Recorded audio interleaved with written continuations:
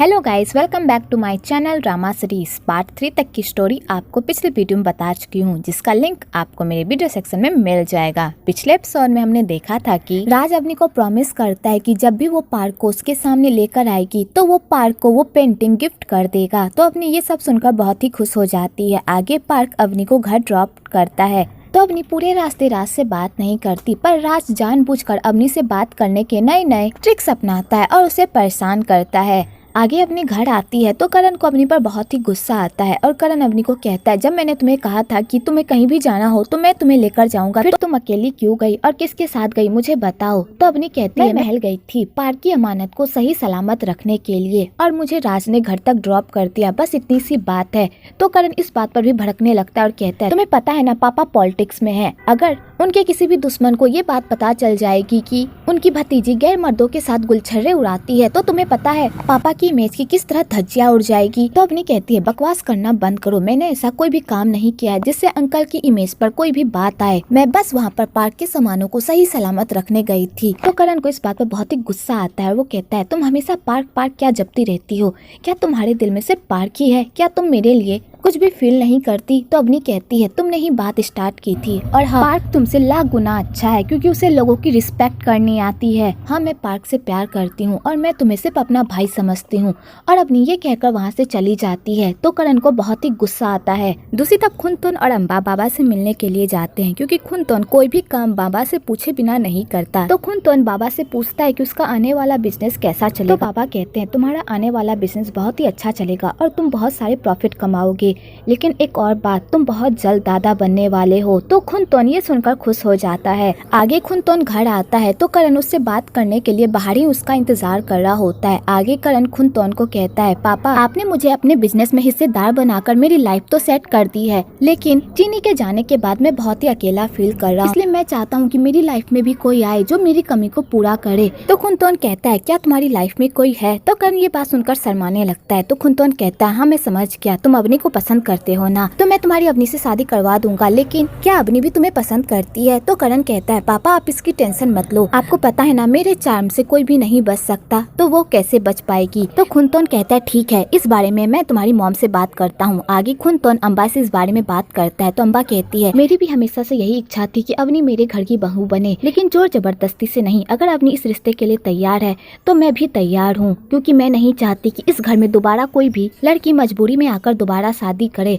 Well यहाँ पर थोड़ी सी पास्ट की स्टोरी दिखाई जाती है। जब अम्बा और खुनतुन की शादी हो रही होती है तो अम्बा अपनी शादी से बिल्कुल भी खुश नहीं होती और उसे देखकर लग रहा होता है कि उसकी शादी जबरदस्ती खुनतुन से करवाई जा रही है। दूसरी तरफ करण शिल्पा के साथ अय्याशियां करने से बाज नहीं आता, पर शिल्पा तो करण को तहे दिल से प्यार करती है। करण चाहे उसे किसी तरह भी ट्रीट करे, पर शिल्पा हमेशा उस पर अपना प्यार ही निछावर करती है। इधर करण फिर अपनी अय्याशियों से बाज नहीं आता और उसकी नजर फिर से एक लड़की पर पड़ती है जिसका नाम जोधा होता है, और जोधा जानबूझकर करण के करीब जाने की कोशिश करती है ताकि वो अमीर बंदे को पटाकर उससे पैसे ऐड सके, और जोधा के इस प्लान में जॉन भी उसका साथ दे रहा होता है। दूसरी तरफ राज को कहता है, तुमने तो वो घर हासिल कर लिया, अब आगे का क्या प्लान है। तो राज कहता है, तो करण कहता है, अभी मेरा बदला पूरा नहीं हुआ है, मैं उन सब से उनका सब कुछ छीन लेना चाहता हूँ। करण के पास जो कुछ भी है वो सब कुछ मैं उससे छीन लेना चाहता हूँ। जिस तरह उसने पार्क से उसकी सारी चीजें छीनी थी, उसे भी मैं उसी दर्द से गुजारना चाहता हूँ जिस दर्द से मैं गुजरा था। आगे राज चीनी के कब्र पर जाता है और उससे माफी मांगता है और कहता है, प्लीज चीनी मुझे माफ कर दो, जब तुम्हें मेरी हेल्प की जरूरत थी तब मैं तुम्हारे पास नहीं था। एक्चुअली चीनी को शुरू से ही पता था कि राज ही पार्क है, और वो दोनों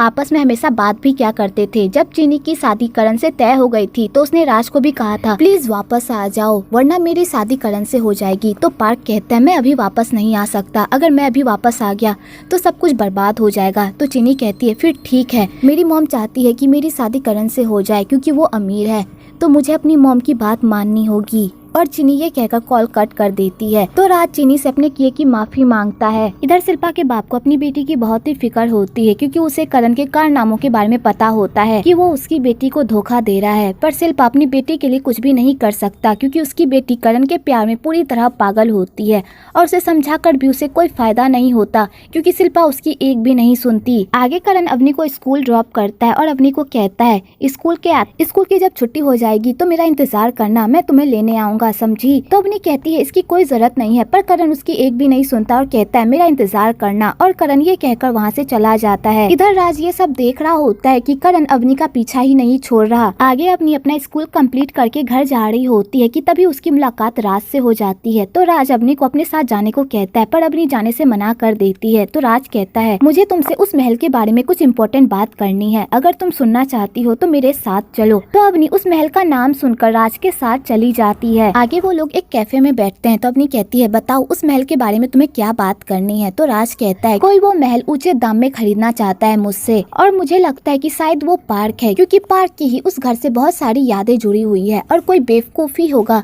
जो उसे दुगने दाम में खरीदेगा, या फिर ये भी हो सकता है कि कोई और उस घर को खरीदकर उसे तोड़कर वहाँ पर कुछ और बना दे और प्रॉफिट वाला काम करे। इसलिए मैं तुमसे पूछना चाहता हूँ कि मैं क्या करूँ, क्या मैं इस घर को दुगने दाम पर बेच दूं या अपने पास रखूं। तो अवनी कहती है क्या तुम्हें सच में लगता है कि वो पार्क है, क्या तुम उससे मिले हो। तो राज कहता है मैं उससे मिला तो नहीं हूँ, पर मैंने फोन पर बात की है। और राज अवनी को उस घर को लेकर इतना डराता है कि अवनी पूरी तरह टेंशन में आ जाती है, और वो कहती है प्लीज उस घर को किसी को भी मत बेचना, वो घर पार्क का है, जब तक मुझे पार्क नहीं मिल जाता प्लीज उस घर को कुछ भी मत करना। तो राज कहता है ठीक है, मैं तुम्हारी ये बात मानने के लिए तैयार हूँ, लेकिन इसके बदले मुझे भी कुछ चाहिए। तो अवनी कहती है तुम्हें क्या चाहिए। तो राज कहता है सही समय आने पर मैं तुमसे मांगूंगा, इसलिए अपनी बात से मत मुकरना। तो अवनी कहती है ठीक है। दूसरी तरफ खुनतौन अपनी समधी को अपने घर बुलाता है और उसे कहता है कि हम लोग करण की दूसरी शादी करवा रहे हैं, क्या आपको इससे कोई एतराज है। तो जिनी की मॉम कहती है मुझे इससे क्या एतराज होगा, मैं भी चाहती हूँ कि मेरी दामाद का घर फिर से बसे। तो वो लोग ये सुनकर खुश हो जाते हैं। आगे राज अवनी को घर छोड़ता है तो करण ये सब देख लेता है। तो करण अवनी पर बहुत ही गुस्सा करता है और कहता है तुम्हारी हिम्मत कैसे हुई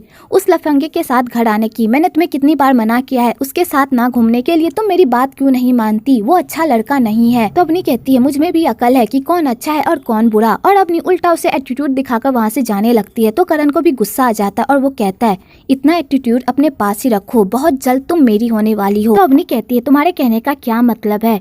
तो करण अवनी को बता देता है कि बहुत जल्द उन दोनों की शादी होने वाली है। तो अवनी ये सब सुनकर तो पूरी तरह शॉक्ड ही हो जाती है। दूसरी तरफ राज सही के साथ टाइम स्पेंड करके घर आता है तो वहाँ पर उसकी मुलाकात जिनी की मॉम से हो जाती है। तो जिनी की मॉम राज को कहती अब तुम करण की टेंशन मत लो, अब वो तुम्हारी गर्लफ्रेंड पर बुरी नजर नहीं डालेगा, क्योंकि बहुत जल्द उसकी शादी अवनी से होने वाली है। तो राज जैसे ये सुनता है उसे तो बहुत बड़ा सदमा ही लग जाता है, पर वो उन लोगों के सामने खुश होने का दिखावा करता है, पर बेचारा अंदर ही अंदर खूब गुस्से में रहता है। दूसरी तरफ अवनी बहुत ही टेंशन में रहती है और वो अपनी नैनी को कहती है नैनी मैं ये शादी नहीं करना चाहती, मैंने करण को कभी भी उस नजर से नहीं देखा, मैंने बस उसे अपना एक भाई ही माना है, मैं उससे शादी नहीं कर सकती, प्लीज नैनी मेरी हेल्प करो। तो नैनी कहती है मुझे पता है कि तुम मुझसे प्यार नहीं करती, लेकिन जहाँ तक हो सकेगा मैं तुम्हारी हेल्प करने की पूरी कोशिश करूंगी। आगे अपनी पूरी तरह परेशान रहती है कि वो अपने अंकल आंटी को कैसे मना करे, क्योंकि बचपन में उसके मॉम डैड के गुजरने के बाद उन लोगों ने ही उसका अच्छे से ख्याल रखा है, तो वो अंकल आंटी को मना भी नहीं कर सकती। इधर सुधा अपने अंकल की फोटो को देख रही होती है तो उसे पास्ट की बातें याद आती है, जब उसके अंकल ने उसे याद के तौर पर अपनी एक फोटो दी थी और उससे ये भी कहा था जब वो बड़ी हो जाएगी तब उसे कोई उसके अंकल जैसा कोई भी बंदा दिखाई दे तो तुम समझ लेना कि हम दोनों का खून का रिश्ता है, और तुम बेहिचक मेरी सारी प्रॉपर्टी उसे दे देना, क्योंकि मेरी सारी प्रॉपर्टी का इकलौता हकदार वही है। वेल यहाँ की स्टोरी देखकर लगता है कि सुधा के अंकल ही राज के रियल फादर है। अवनी की सारी फ्रेंड्स वेकेशन पर जाने का प्लान बनाती है और वो लोग अवनी के साथ वेकेशन पर जाते हैं। तो वहाँ पर वलीन, राज, अनु, आन सब वेकेशन मनाने के लिए आते हैं। तो राज अवनी को कहता है मैंने सुना था तुम्हारी तबीयत खराब हो गई थी,